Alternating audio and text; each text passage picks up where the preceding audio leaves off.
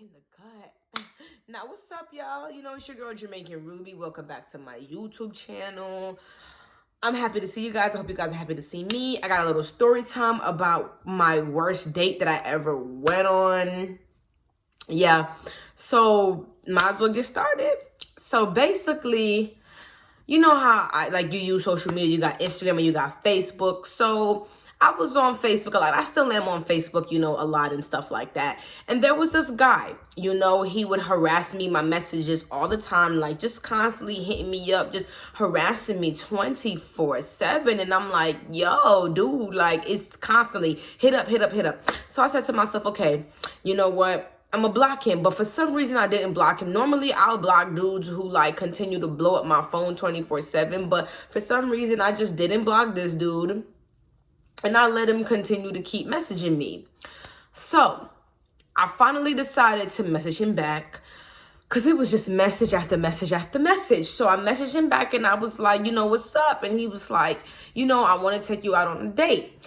And I'm like, all right, where do you want to go? And mind you, this dude, he looked like he had money. He was always constantly showing off his outfits, sauced up, and just, in the latest fashion. And I don't know if he was a scammer. I don't know what he was. But so...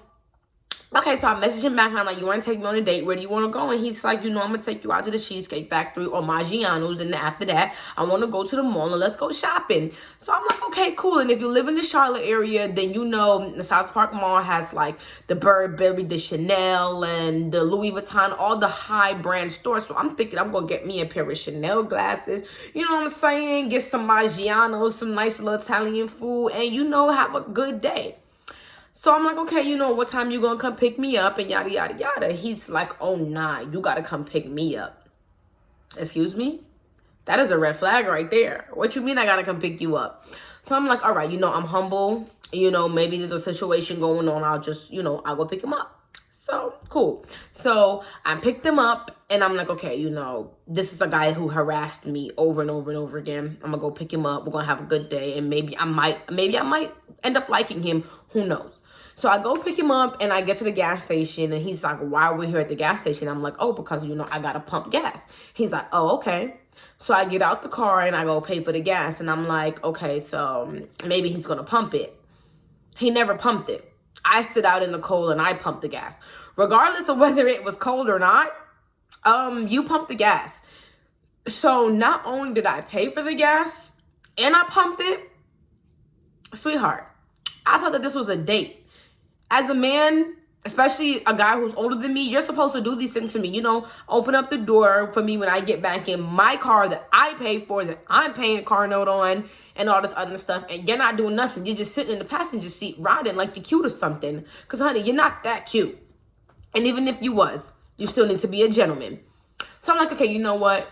Forget it. It's no big deal. $20 in the tank is not a big deal. We're going to Cheesecake Factory and I'm going shopping. I'm going to get me some Burberry shades or some Chanel shades. I really want a pair of Chanel shades. So I'm like, all right, cool. So we pull up to the mall. I find a parking spot. Okay, obviously I have to park. So obviously I found a parking spot. Found a parking spot. We pull up to the mall and we get out the car. And I came hungry because if somebody tells you they're taking you out to eat, you're going to come hungry. You're not going to come full because you want to eat your food. So, Maggiano's is on the right-hand side. Cheesecake Factory is on the left. So, I'm like, all right, cool. So, I see us walking past the Cheesecake Factory, and I'm like, yo, where we going? Are we not getting something to eat? He's like, that's not my concern right now. I need to go in True Religion and get me a pair of jeans. Whoa, slow down. Hold up. What just happened here in the space of a couple minutes? I'm like, oh, okay, but I'm hungry and I want to eat first before we start running up and down this mall like we don't got no sense. Let's eat first, let's get full, and let's go to the mall, because that was really the plan. And you know what I'm saying? And I don't know how y'all do it. I don't know how most people do it. Comment below, do you eat first and then go shopping, or do you shop then eat? I think, honestly, you can do both, just depending on your situation or just your personal preference. So I don't really think it matters, but in a sense, I wanted to eat first and then shop. And what the girl says should go. You know what I'm saying? I'm not asking for nothing crazy. So he's like, no, I'm going in the mall to go get my True Religion jeans. And I'm like, okay, so am I getting a pair of jeans too? Am I getting something out of True Religion? He was like, I'm not concerned about you. I'm concerned about getting myself something. Oh, okay, so it's time for me to go home and it's time for you to get left. That's what it's sounding like. And I'm like, so I'm not getting nothing out the mall. We're not eating. He's like, I'm not concerned about that. I'm not concerned about that. I got my shit that I need to go get. So I kindly took my keys out the back of my pocket. Because guess what I'm about to do? I'm about to leave. I'm about to leave your bitch ass right here because stop playing with me. First of all, I don't even know you like that.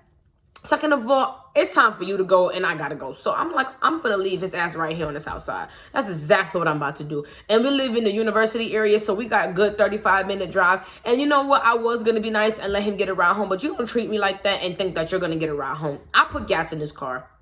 I picked you up. We get to the mall and you acting real nasty. So yeah. So I'm like, all right, boom. So I start power walking to my car because I'm trying to play it off. Like, I'm trying to make it seem like he is getting in the car when in reality he's not getting in the car. So I start power walking. He had his shit in my car, like his brush. He had like, I guess like a separate wallet in a bag and like with shit in it. So I open up the door and I lock it. And he's like, yo, what are you doing? Open the car door. Mind you, I start tossing all that nigga shit out because I don't give a fuck. I start tossing all that nigga shit out. Toss.